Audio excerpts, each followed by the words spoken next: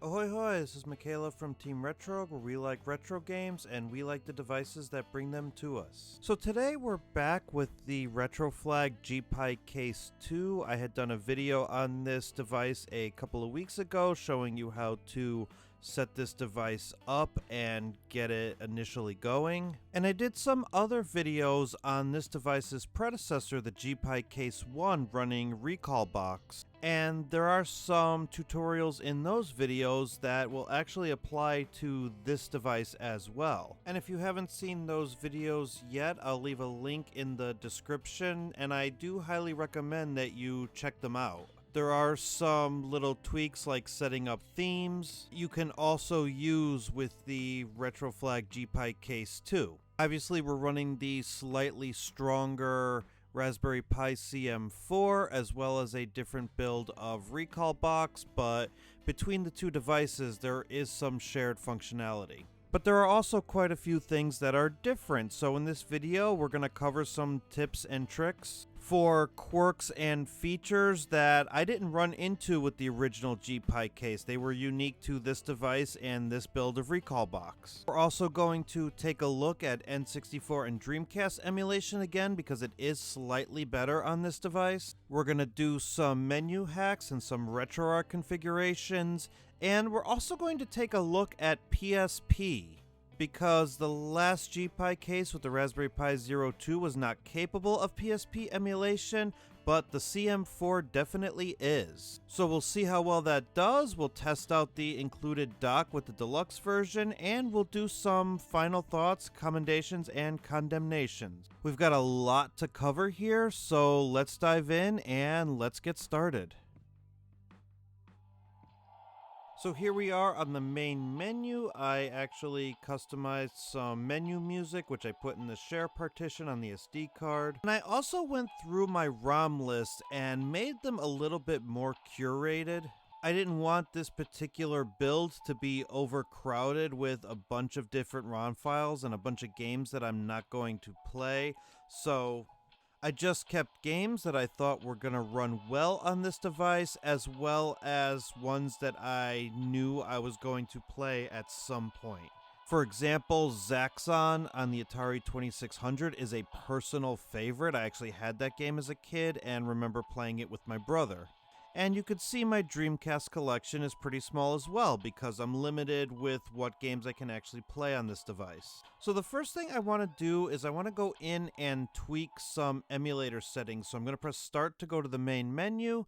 I'm going to go down to Advanced Emulator Configuration, and I'm going to go into each system, and I'm going to set the game ratio to 4:3 because this is a 480p screen, an upgrade from the GPi Case 1.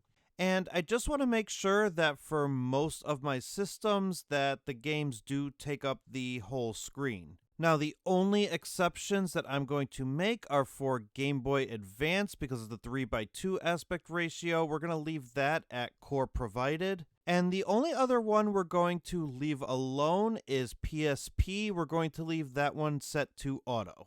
Every other system, though, I would set the aspect ratio to 4:3.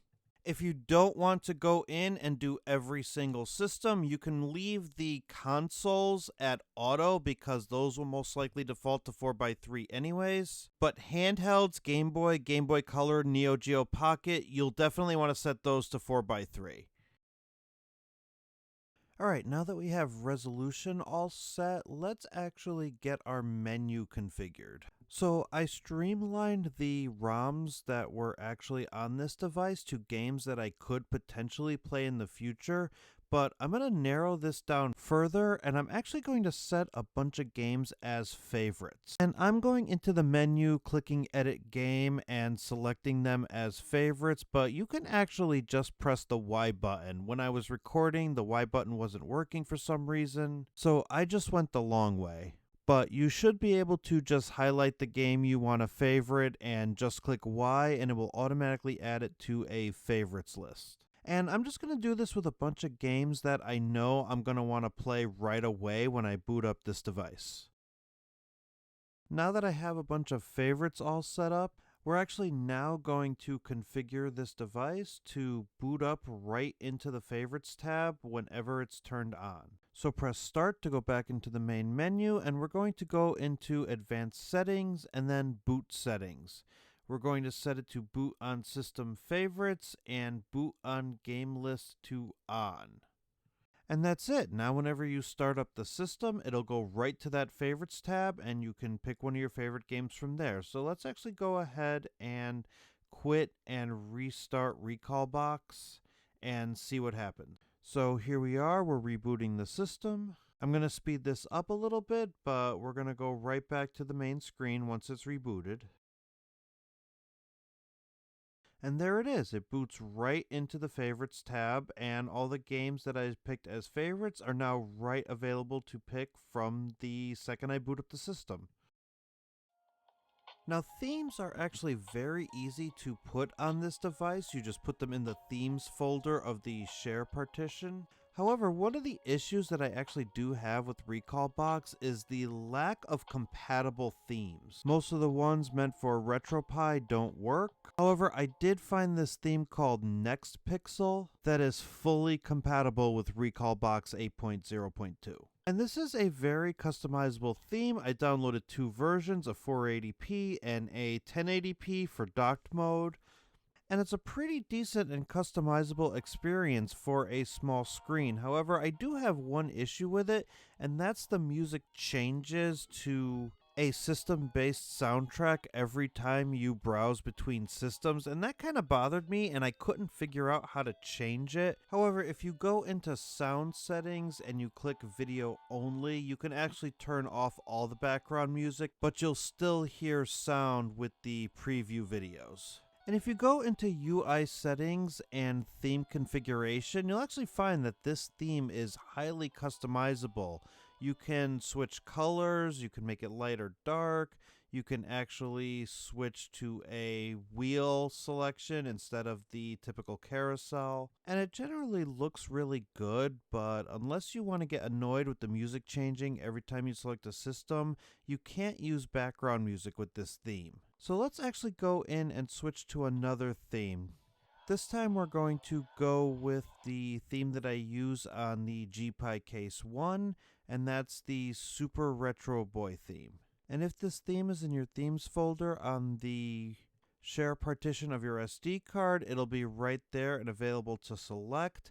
However, this theme also has issues on the GPi Case 2, and that is that the Favorites tab is not configured properly. And it's just not part of the theme, and it looks very out of place. And I'm sure there's something in the config.xml that I can use to change that, but I actually haven't been able to figure it out, so I'm not sure how to do that. Let's say you're not picking favorites and that's not an issue and you want to use this theme with background music, you're going to run into a separate issue where you hear the preview video playing, but you can't see it. So we're going to actually go back into our sound settings and we're going to change it to music only.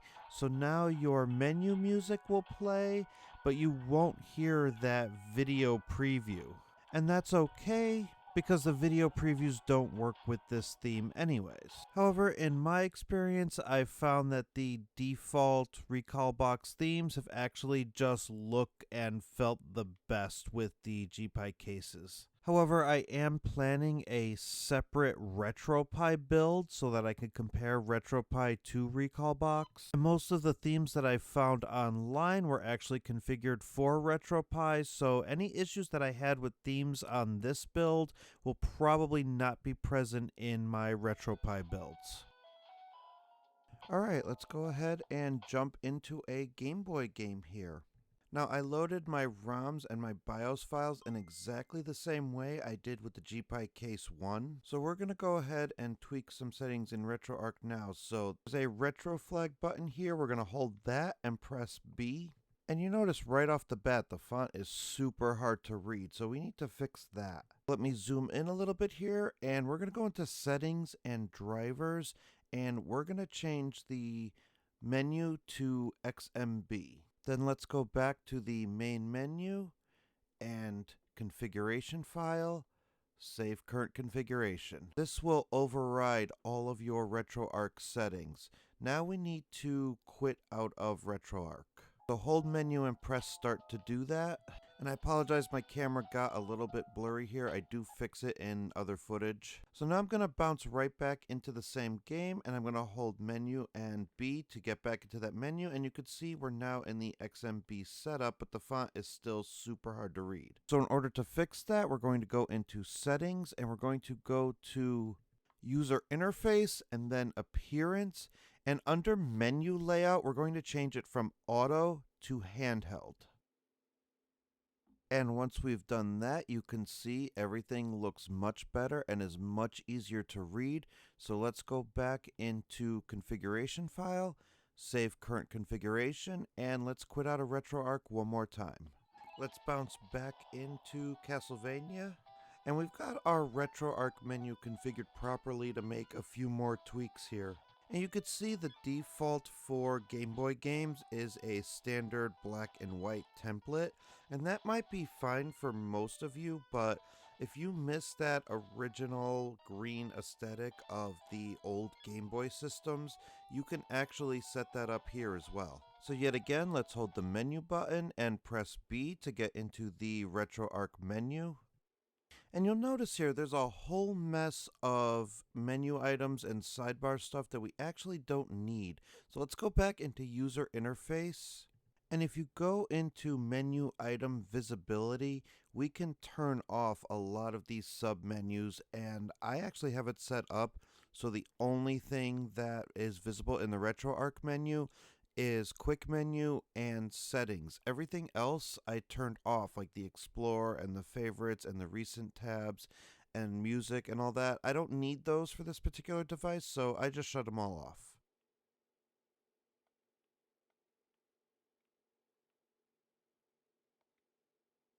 And then again, you guessed it, we have to go back to configuration file, save current configuration, and we're going to quit RetroArch and boot right back in. And now when we need to access the RetroArch menu, we have a nice clean interface and we can get to our settings quickly without a lot of that bloat.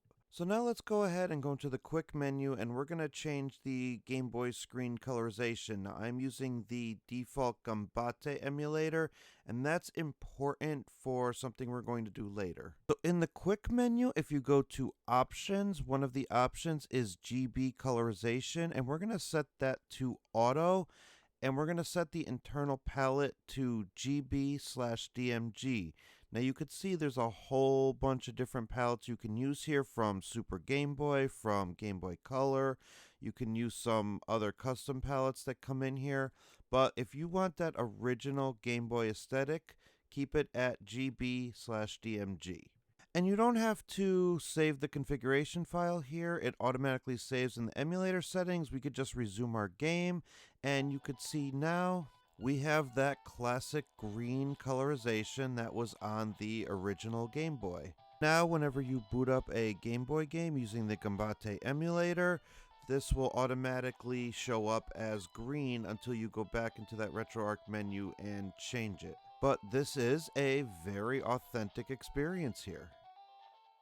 So now let's take a Super Game Boy enhanced Game Boy game like Kirby's Dream Land 2, and we're going to actually make it so you could see the Game Boy Color. So we're going to press start, and we're going to edit the game, and we're going to click to run with MGBA.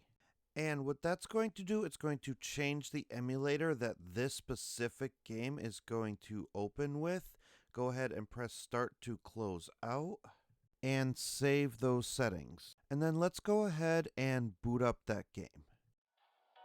And you'll notice the game will boot right into Super Game Boy mode, and you'll also have the Super Game Boy borders around that. So we'll probably want to turn those off just because it makes the gameplay a little bit hard to see. We'll press menu and B to go into our RetroArch menu. We'll go into options, and we're going to click Game Boy borders to off. And then we just need to go ahead and quit RetroArch. So menu and start. We don't have to save the configuration file here. And it still boots into Super Game Boy mode, but now those borders are gone, so what you have here is a full screen game that takes advantage of those Super Game Boy enhanced features. And Kirby's Dream Land 2 remains one of my favorite Game Boy games to this day, so any opportunity that I have to play it with the Super Game Boy features on, I'm going to take full advantage of that. But you'll want to go through your ROM list and see which Game Boy games are Super Game Boy enhanced, and switch the emulator to MGBA on a per game basis. And if the game is not Super Game Boy enhanced, then you can leave it with the settings that we configured here for Gambate, and you'll have that original DMG look. Considering the authenticity that Retroflag is going for here with this case design, this is a really cool way to configure Game Boy with this build. Alright, let's get into some higher end emulation on this device, and we're going to start with PSP. Now, because the Raspberry Pi CM4 is basically a smaller, more compact Raspberry Pi 4, Retroflag GPi Case 2 does something that the original could not do, and that's emulate PSP games. And this actually comes packaged with PPSSPP as a standalone emulator, which means that most of the PSP library is playable on this device. However, you are going to be limited by the lack of an analog stick, as well as higher-end PSP games still not being playable on this device. But thankfully, this build of Recall Box has menu NB set to access the PPSSPP menu, so you're not locked out like you are with some standalone emulators. And your 2D games that only require the D-pad will work flawlessly, like Castlevania the Dracula X Chronicles, or the remakes of the old Final Fantasy games like you saw earlier. Now you can set the aspect ratio to 4:3 like we did earlier, but I didn't want to stretch out the pixels, so I left it in the 16:9 resolution, and there are black bars on the top and bottom. If you don't like the black bars, you can change that. Here's the obligatory God of War footage just to show you that not only is this game unplayable, but because this game also requires an analog stick, I wasn't even able to move Kratos around at all. I know I could go into the menu and change the controller configuration, but considering how poorly this game ran, I didn't even bother doing that. And here's one more 2D game, Mega Man Powered Up, just to show you that your 2D PSP games are very playable on this device.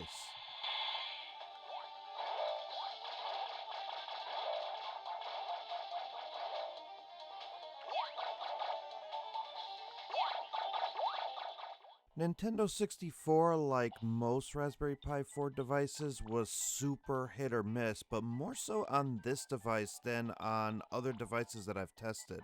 Performance was definitely better than on the GPi Case 1 with the Raspberry Pi Zero 2W, but the only game that I could effectively get working on the standalone Mupen emulator was Dr. Mario. And this was a game that didn't work at all on the GPi Case 1, so it is nice to see it working here. And I didn't have any problems with Dr. Mario 64 specifically because there are no analog controls here. You can control this game with the D-pad.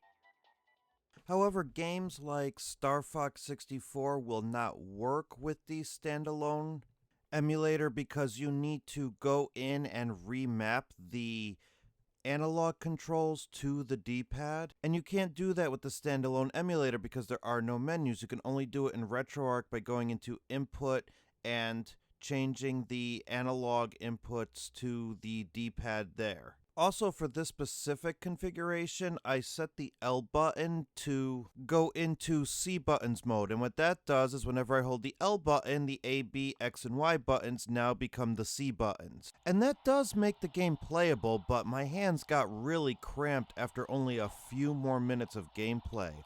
Also, one more thing to note is twice during my testing while using the RetroArch cores instead of the standalone emulator, The GPi case actually froze on me, and I wasn't recording at the time, so I didn't want to emulate this on purpose just to get it into the video. Because both times that it happened, the only way to shut the system off and reboot was to actually physically remove the Pi CM4, and I don't want to have to keep doing that every time the system freezes. Also to note, when I did take the CM4 out, it was really hot to the touch.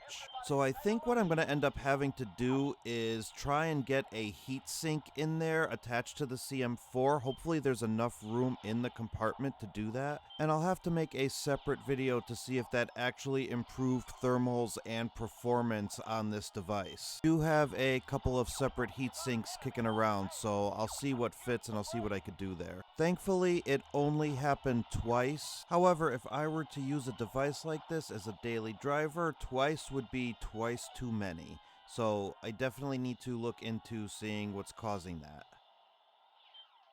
Another game that should have worked with the standalone emulator but didn't was Kirby 64, The Crystal Shards. You can play this game with the D-pad, however there were some odd control issues. Kirby would inhale just fine, but when it came to actually keeping copy abilities, he would just hold them over his head or throw them, and I couldn't figure out why that was. I tried both standalone emulators and I restarted the system. I did all the troubleshooting that I could do given my limited experience, and I couldn't figure it out. It wasn't until I switched back to RetroArch and used the Mupen 64 Plus Next Core that I was able to actually play this game properly.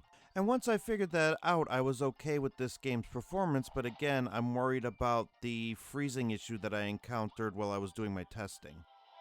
Dreamcast will have the same control issues. You'll have to remap the analog controls to the D-pad. But other than that, Dreamcast had surprisingly decent performance on this device. Something like Ikaruga that uses the D-pad anyways required absolutely no work whatsoever. And the same held true for Marvel vs. Capcom 2. Both of these games were just plug and play. I didn't have to tweak any settings whatsoever, they just worked well. And you could see I'm performing abysmal just because of how terrible I am at fighting games, but at least performance-wise, it looks pretty good.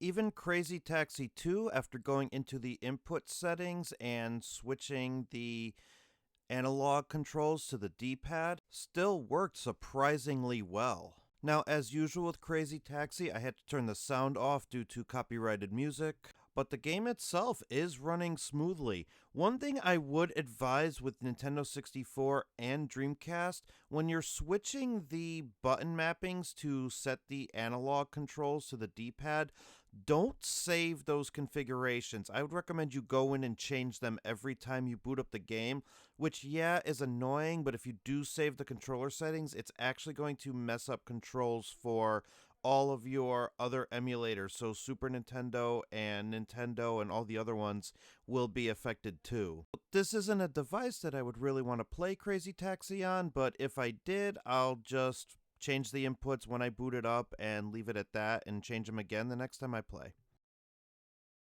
Since we scraped videos with this build, another little nifty trick you can do is you can set those videos to your screensaver. So if you press start and go into UI settings and screensaver, you could change your settings to when you want your screensaver to kick in and set your screensaver behavior to game clip, and then you can choose which systems you want to show in that game demo. And this is actually pretty cool because if you leave your system idle for a couple of minutes, the device will actually cycle through all the games on your device, pull the video preview, and it'll just play them. It'll give you a nice little piece of box art with the name, and in the bottom right corner, it will tell you what the game is, what the system is, and you'll also get this cool little press start blinker in the middle. And if you do press start while the video preview is running, it'll boot you right into that game, and it's just a nifty little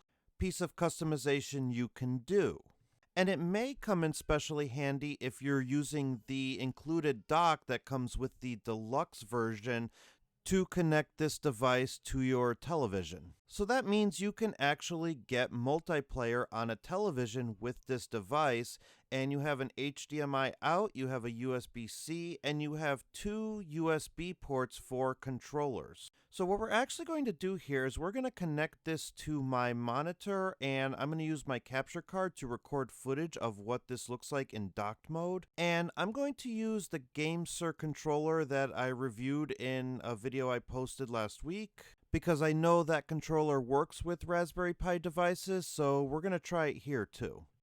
So here we are in docked mode, and you'll see a notification that I was able to plug my controller into the USB port, and it's ready to go. It's even recognized as a GameSir G4 Pro.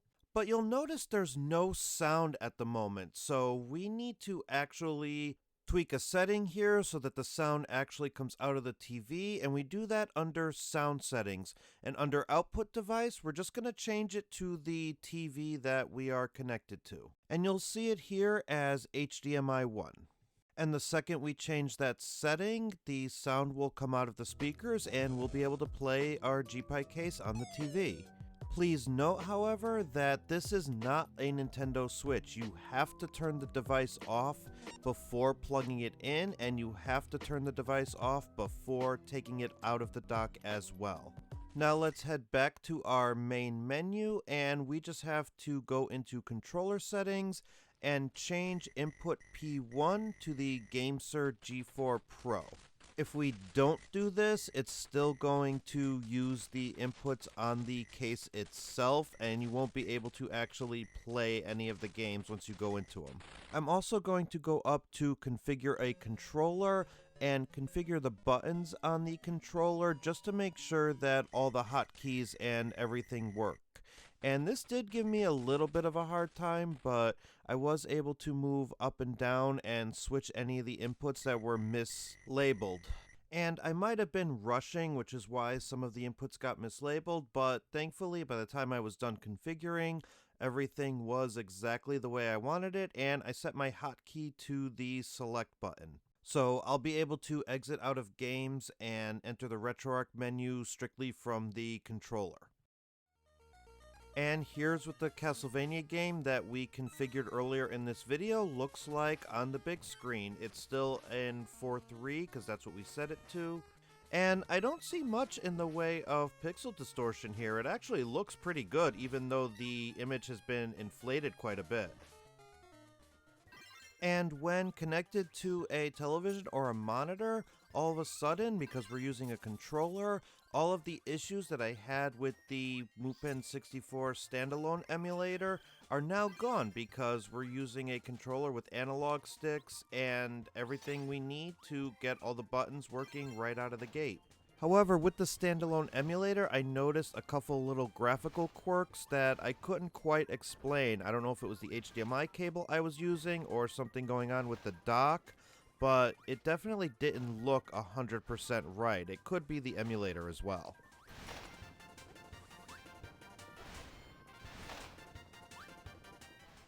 Super Mario 64 is a game that I wouldn't have even dreamed of even putting on this device, let alone playing in handheld mode, but when docked with a controller, it works fine. With the standalone emulator, there does seem to be some odd frame skip thing happening, but other than that, the game seems pretty playable. It just looks a little weird.